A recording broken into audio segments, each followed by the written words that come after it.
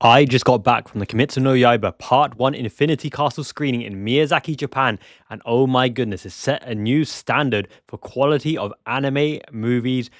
What can I say? That was an experience from start to finish. Many a tear shed. I was sitting next to an Oba-chan, an old lady, and a Yakuza-looking geezer as well. But look, we all enjoyed Kimetsu no Yaiba, so let's get into it. I'm going to make this spoiler-free as much as possible. The first part is going to be completely spoiler-free and safe for all viewers. And in the second part, I'm going to introduce some spoilers of the story that I saw just now. But I'll clearly label it so you know when to drop off if necessary.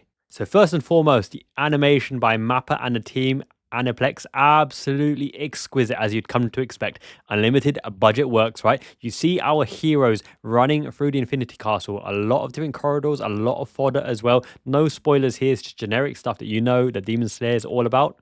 And general impressions, if you haven't already garnered from the series, Gyome is an absolute beast, different level, different class. Kanroji Mitsuri is a bit dopey, bit derpy. Zenetsu is more in his serious phase. The music, I think Lisa sings it again, absolutely kick-ass badass, and that's why you go to the theater to watch the movies, right? There's something about this particular movie, it could have been the particular theater in Miyazaki, Japan, in Amu Plaza.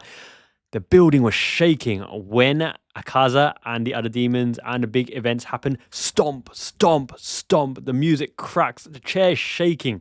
It might be an effect. It might be the boom, the sonic boom from the sound effect, but absolutely off your seat. Obviously, you don't get that in the manga. In anime, you do get that if you crank the volume up, but in the cinema experience, it's something else, man. I'm telling you, it's something else. Now, there's lots of pros, some cons, some surprise moments as well. But I tell you what, Rengoku's theme from the Mugen Train arc is still yet to be beaten. Akaza's theme as well. Some of the music in the past movies, 10 out of 10. In this movie, they have some bangers as well. I don't think the score quite reaches the Mugen Train arc. Now, that's not a bad thing because 9 out of 10 is still not bad, right? But I can't remember the most memorable themes, even the remixes. And that's what you go to see, right? The remixes of the classic themes, they were decent. Not quite Mugen Train arc. Now, there was some exclusive goodies as well, some exclusive acrylic stands and cards. I got me this little stand-up panel here of our heroes' artwork in the movie. Absolutely beautiful as well. The backstories that you get into the characters. Now, not going to give any spoilers at this point, but some of the Hashira as well, some of our main cast, the backstory that you get into, phenomenal. Absolutely phenomenally done. A little bit awkward that sometimes when you're getting to the big build up for the big payoff, it jumps into a backstory, and then the mood is shifting, the heart is beating, it's racing, an epic moment, a clash, and then to the backstory where you're calm and relaxing and kind of sifting through it as well. But it is worthwhile in the end. I think only one backstory didn't quite hit the mark, but all the other ones, tragedy, amazing heroism, how they became the characters they are, how they get the personalities that they have now as well. Especially the last backstory, the last moment of the movie. That is the tearjerker. That is what leaves you wanting more. That was the quality, the build up, and the payoff.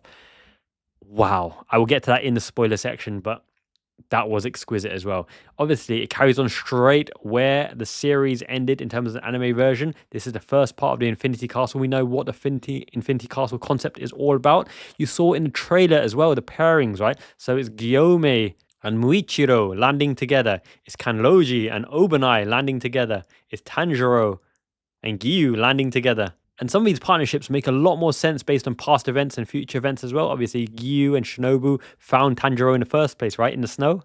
And you probably noted already that Shinobu landed on her own. Genma landed on his own. He's still got a brother complex. And Tanjiro still floats in between the little dopey, awkward, heroic OC that needs a bit of help, a bit of hand holding, but is also really, really capable and powerful in the right moments. Not necessarily plot armor, but just because where he's been and how he's got to this stage in the Infinity Castle as well. And if you've seen the series, you know that Nezuko's not Nezuko-chan. She's not here right now for the Infinity Castle. And how all the Hashira and the heroes ended up in the Infinity Castle in the first place to do with Muzan, right? So Muzan isn't the main focus of this particular one. It's Kaigaku, Akaza, and Doma as well. And oh my goodness. Wow. I think he stole the show. Doma's personality and character, obviously, completely avoiding manga spoilers here. When you see him on the screen, right, they evoke every emotion that you could possibly want from this Upper Moon 2. Akaza hates Doma. Everyone probably hates Doma, but my God, he is so not cringy, but he evokes just the right feelings in terms of playing on your emotions, and emotions is the perfect word for him because we'll get into it in spoilers later. But look, You got to see it. You got to see it at the first opportunity. The fans in Japan were going absolutely over the moon with all the action sequences, the music, the impact, how brash it was, how colorful it was, how anticipated this movie was. Everyone outside the theater was absolutely blazing and loving it. I had to get a quick bite to eat in Mackie D's, and all of the high school students as well. You know, they were loving the Nezuko shirt. I represented in the Nezuko shirt as well. Had a little chat with some of the fans as well. All good. But in the cinema, respectful. Everyone was quiet. You could hear a pin drop. This is the Japanese culture, the Japanese way. They were absorbing every single moment. Oba-chan, Yakuza, all related. Everyone was enjoying it. You come together to enjoy entertainment and pieces of pleasure in life everywhere you can get them. And this movie is long, holding in the urine, the piss tank, but don't want to miss a moment, right? You don't want to miss a moment. You can pee later. So that being said, only 2 or 3 people actually left during the duration of the whole movie, which was very, very impressive. The only time I saw that happen was Pearl Harbor, because Pearl Harbor was ridiculously long and a lot of people left for a toilet. But yeah, I digress just a little bit. Back into the Infinity Castle, right? The score, the music, the sound effects. I want to say something about the sound effects. Every sword clash, every stomp, breaking through the buildings, the impact of the punches, right? The damage, ka-ching, ka-ching, bling-a-bling, fire, whatever.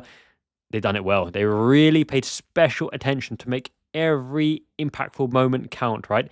And when the characters vocalized, the voice actors did a terrific job. My Japanese isn't the best. I understood most of it contextually. I understood the plot. Obviously, I understand the characters as well.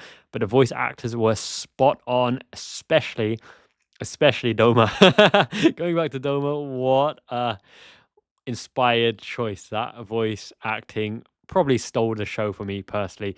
Bless Shinobu as well. You see all her frailties and her emotions and her tone evoked through the way that she talked and her interactions with Doma. Yeah. Okay, let's get into spoilers. I can't wait anymore. So here is where we get into the actual story of the movie and my thoughts on what happened and some low points and some surprising moments as well, right? So obviously Giyu and Tanjiro. Giyu, we know that he's a beast. He's a monster. He's a defensive water Hashira as well. But when he went, when he squared up with Akaza, I thought Akaza couldn't get the best of him. I thought he looked a little bit underpowered, Akaza. He wasn't doing as much damage. Now, that obviously follows on from Shinobu and Doma, right? And Shinobu was completely outclassed. Got a few strikes in, complimented for her speed, but she's too little, too weak. No chance of slicing the neck as well. And the Wisteria looked effective for moments, but literally she had 0 chance of doing any damage to Doma whatsoever. And she was completely outclassed and massacred and absorbed, as you know. And Kanao turned up, and Kanao was already damaged for the next movie. So let's see how she does there. I think Inosuke is making his way, looks like he's making his way towards that particular building for that showdown with Doma as well. Keen to see what happens there. But Gyu was holding his own against Akaza. Is the same as Rengoku. It was about attrition, and obviously the human side meant they didn't have the stamina to keep up with the regeneration abilities of Akaza, and obviously with the head regenerating as well. I don't know, Akaza's showing for me wasn't so impressive. He's got the martial art prowess, he does the damage, but it's like a battle of attrition, and he's wearing Gyu down, and he didn't even land telling blows on Tanjiro, for example. Even the Daki, right?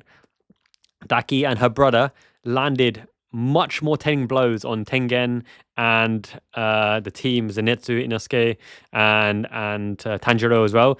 Akaza didn't really land too many impactful blows. So, yeah, a little bit disappointing, but Akaza's a beast, right? That physicality, that tankiness, that toughness, that desire to win, never give up. It's never good enough. Keep pushing, pushing. The weak shall perish kind of mentality. His backstory, that was what brought everyone to tears. He was dealt a bad hand. His father being sick, him caring for him, he showed the kind side of Akaza as well. Obviously his master and his fiance being poisoned by the dojo, him clearing them out was an epic moment. Bosh, breaking the blades, that technique as well. What can I say? Gyu's sword is broken. Keep fighting. You see Gyu's toughness and mental fortitude, testicular fortitude to keep fighting as well. Tanjiro in and out, but you see the pure world, transparent world. What can you say? It was visually stunning, as you'd expect it to be, but the animation for the fight didn't quite reach the levels of Tengen in that arc as well, because the sound Hashida, the effects in that particular fight was over the top, OP and amazing, and I don't think it can be reached, especially not in this particular arc. Maybe Kokushibo in the next movie. A word for Doma though as well, right? So passive, so derpy, but so incredibly strong. We haven't seen the full capabilities of the ice effect, the particles, and what it can really do. I'm assuming we're going to see that in the next part as well. Muzan took a back seat. He's absorbing the lady, obviously. Forget her name off the top of my head. Tamayo, is it? Something like that. And the side cast as well, the Chibis and the healer and Zenitsu. Kaigaku was a disappointment as well. He barely did any damage to Zenitsu. He's meant to be, lightning imbued with the demon blood, but he should have been. He was almost off screen. He just got absolutely obliterated by Zenitsu's homemade homebrew technique. Let me know what you think about that in the comments below. Zenitsu absolutely blasted him. Absolutely blasted him. Yeah, and the Aji-chan, the grandpa. I love the flashbacks where they're doing it and, doing their masters proud or whatever. And Akaza sensei says, even though you can't join us in heaven, look, we'll always be looking out for you and we'll always be with you. And when Akaza finally overcame the grip and realized that he wanted to destroy himself, right? Stop his regeneration ability, stop his head. He didn't need to fight anymore. Even the last attempts by Muzen to convince him to carry on fighting and doing the dirty deeds fell foul when his lovely lady embraced him and he asked for forgiveness that he failed to protect them as well. Yeah, it hit you right in the feels, man. A tear or two for sure. Yeah, overall, very, very good movie. Well paced as well. When the crows gave the message of Shinobu's demise, that was sad. You can see how it affected Tanjiro, how it affected Gyu. When the crows gave the message of Akaza's demise, that Gyu and Tanjiro did it. They actually did it.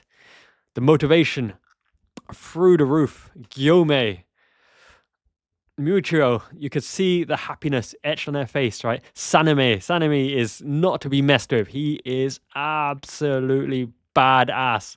He is determined to destroy as well. His brother, obviously, still got a brother complex. Again, we're looking for him.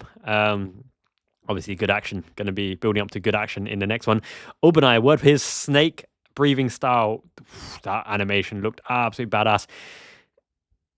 Kanoroji as well. Her whip, her heart, her love breathing. Did a little running meme as they're running along with that heart whip as well. That was a nice little effect. I love in the command center, always reminds me of Shikamaru and his dad in the command center, organizing and coordinating the assault, trying to find and work out where Muzan is in Infinity Castle, because Lady Tamayo, that's it. They've got to work out how to save Lady Tamayo, who's being absorbed by Muzan, who's in this kind of egg cocoon thing. But is it Nakame? Nakame, the upper moon who keeps playing the instrument, who changes the dimension of the Infinity Castle, keeps growing it exponentially.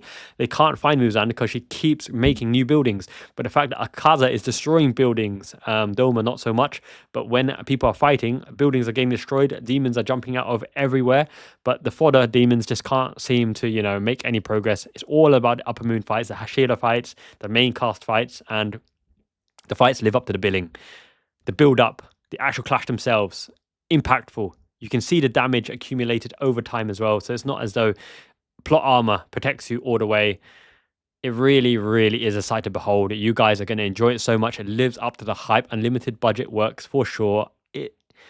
I left that theater absolutely in awe. I had to buy me a bag of Lindt chocolate to really ponder my thoughts while I'm demolishing some sugar, get the get the energy back in the body, holding the piss for so long. Yeah, really, really enjoyed it. Hope you guys enjoyed that quick review. Let me know in the comments below what you were looking forward to. Any questions? I'm happy to answer any questions. Privileged to watch it here in Miyazaki, Japan. Life in Japan with the Miyazaki man. Ichiban. It means the best. Subscribe if you haven't already. Lots of quality content coming up. Massive weeb living his dream. Until next time, Jan means ciao.